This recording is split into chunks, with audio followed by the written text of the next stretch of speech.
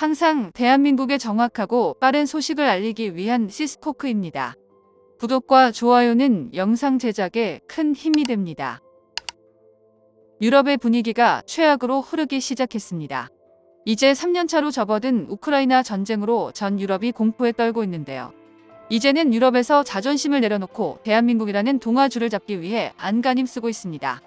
이런 와중에 러시아가 지난 3월 17일 대통령 선거를 치렀는데요. 블라디미르 푸틴은 지난 2월 16일 최대의 정적 알렉세이 나발리를 암살하는 데 성공하며 이번 대선의 지지율 80%를 넘기고 30년 장기 집권에 성공했습니다. 유럽 입장에서는 더 이상 러시아를 막을 수 있는 명분이 사라졌다며 충격과 공포에 빠졌는데요. 지난 2월 수만 명의 병사를 희생시키며 러시아는 결국 도네츠크주 아우디우카를 점령하는 데 성공했습니다.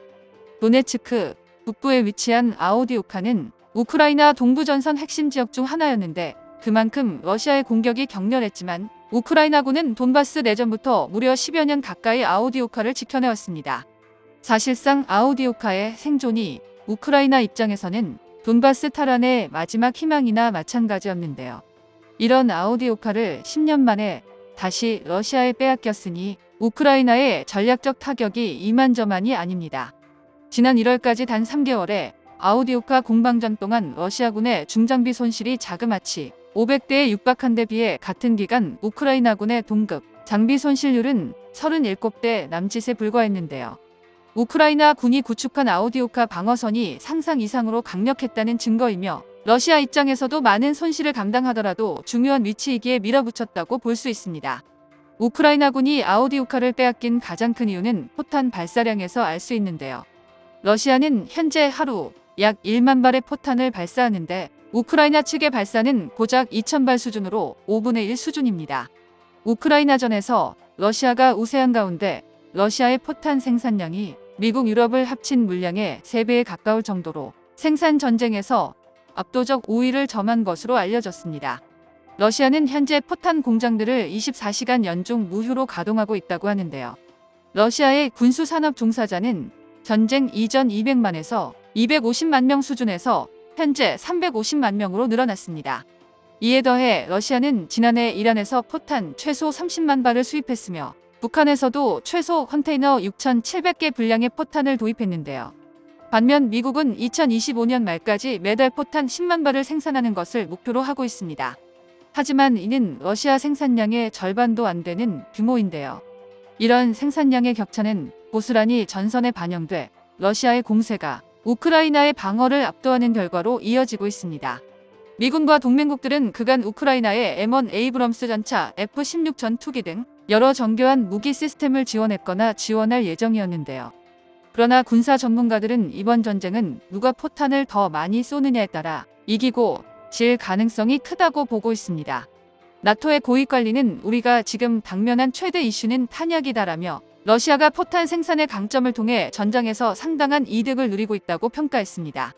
결국 유럽 각국은 부족한 포탄 생산량을 늘리기 위해 나섰고 독일은 연간 약 20만 발의 포탄을 생산할 새 공장을 착공했고 지난달 우크라이나의 공장을 건설해 연간 수십만 발의 155mm 포탄을 생산할 계획이라고 발표했는데요. 하지만 지금 오랜 세월 전쟁이 없었던 유럽의 방위산업은 그야말로 녹슬대로 녹슬어서 즉시 대규모 물량을 생산할 수 없습니다.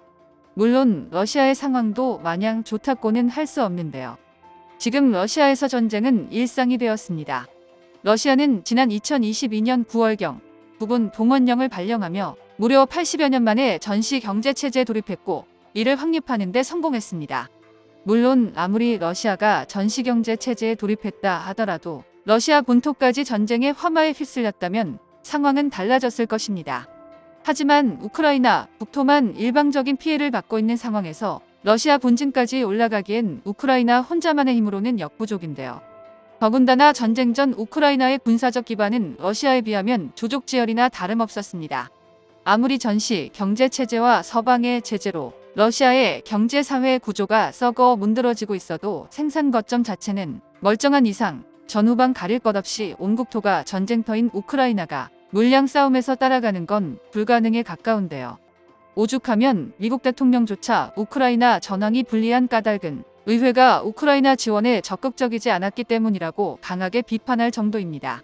게다가 블라디미르 푸틴이 이번 대통령 선거에 승리하였고 유럽에서는 제2차 세계대전 이후 유럽 최악의 악몽이 재현될 수도 있다고 두려움에 떨고 있는데요. 특히 러시아와 직접 국경을 맞대고 있는 발트 3국은 국군이 당장 오늘 내일하는 신세가 되었습니다.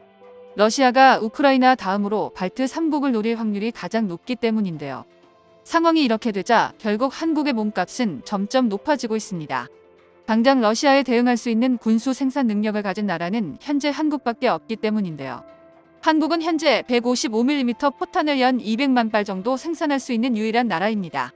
하지만 한국이 우크라이나에 포탄을 지원하는 문제가 쉽게 결정할 수 있는 문제는 아닙니다. 외신들은 한국이 미국과 러시아 사이에서 난관을 맞았다고 진단했습니다. 우크라이나 군사 지원에 동참하라는 미국과 지원에 동참할 경우 대가를 치를 것이라는 러시아 사이에서 외줄타기 외교를 하고 있다는 것인데요. 그럴 수밖에 없는 게 한국은 지정학적으로나 경제적으로도 러시아를 비롯해 중국과도 무역을 안 할 수 없는 입장이기 때문입니다. 결국 다급해진 나토의 고위급들이 잇따라 한국을 방문해 직접 지원을 요청하기에 이르렀습니다. 지금 유럽은 평시가 아닌 전시에 준하는 상황에 처해 있기 때문인데요. 유럽 각국군 당국과 정보기관은 러시아의 침략 가능성에 대비해 대량의 무기를 조달해야 한다고 호소하고 있습니다. 그럼에도 사용자보다 생산자를 위해 돌아가는 유럽 방위 산업은 이권을 내려놓을 생각이 전혀 없어 보이는데요. 유럽산 무기는 사용자보다 생산자 위주로 기획 설계, 제작, 납품되기 일쑤입니다. 분당국이 노후 장비를 대체하고자 합리적 가격에 빨리 납품해달라고 아우성쳐도 소용없었는데요. 강력한 로비 능력과 노조원들의 표를 무기로 정치권을 쥐락펴락하는 방산업계가 들은 척도 하지 않기 때문입니다. 유럽 방산업체들은 일단 무기 획득 사업이 결정되면 최대한 많은 공장으로 일감을 분산해 작업 기간과 비용을 늘려잡습니다. 유럽의 무기 조달 프로세스는 대부분 이런 식이니 아무리 급해도 포탄이 제때 공급되기 힘든데요. 그래서 보다 못한 나토의 고위급이 찾은 나라는 바로 한국이었습니다. 최근 크리스토퍼 카볼리 미 육군대장이 나토 동맹작전 사령관으로 처음으로 한국을 방문해 협력 방안을 논의했고 나토 정책 기획관도 방한해 한국에서의 군수품 조달 문제를 논의하고 갔는데요.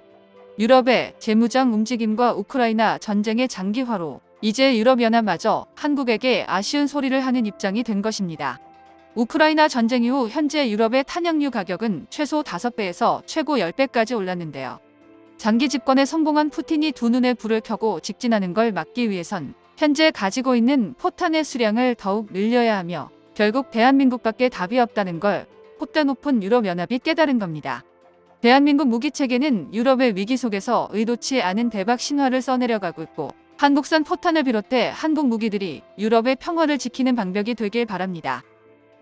정보가 도움되셨다면 구독과 좋아요 부탁드립니다. 이상 시스코크입니다.